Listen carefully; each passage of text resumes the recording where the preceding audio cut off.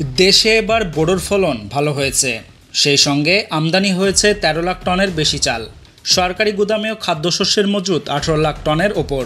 বিশ্ববাজারেও চালের দাম কমতির দিকে, অথচ অভ্যন্তরীণ বাজারে উল্টো চিত্র।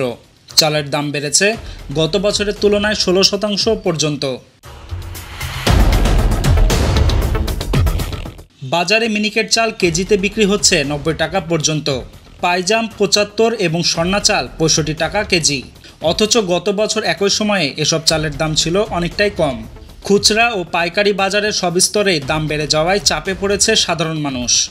চাল ছাড়াও অন্যান্য নিত্যপণ্যের দাম বাড়ায় সংসারে ব্যয় বেড়েছে বহুগুণ। আয় বাড়েনি, অথচ খরচ বেড়েই চলেছে। এ অবস্থায় নিম্ন ও মধ্যবিত্ত শ্রেণীর জীবনযাত্রা হয়ে পড়েছে কঠিন।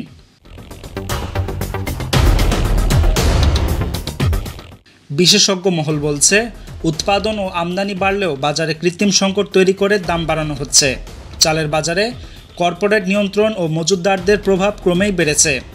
এই অস্বাভাবিক পরিস্থিতি সামাল দিতে বাজার ব্যবস্থাপনায় দ্রুত ও কঠোর পদক্ষেপ প্রয়োজন, নয়তো চালের চাপে বিপর্যস্ত হয়ে পড়বে জনজীবন। নিউজ ডেস্ক, প্রতিফলন।